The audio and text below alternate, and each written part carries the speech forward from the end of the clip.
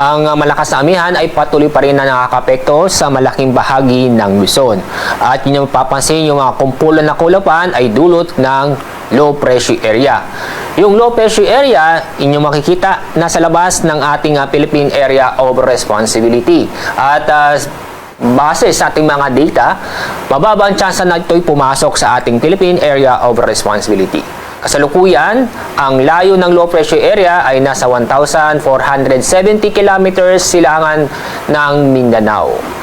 At inyong papansin, malayong low pressure area pero may mga kaulapan na umaabot sa ating bansa, lalong-lalo na sa Visayas at Mindanao.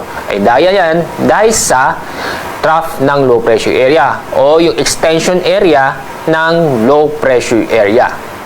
Ang itong northeast monsoon ay inaasahan natin na magpapatuloy ang epekto nito sa susunod na 2 hanggang 3 araw at maaaring maapektuhan ang Luzon kasama na rin ang Visayas.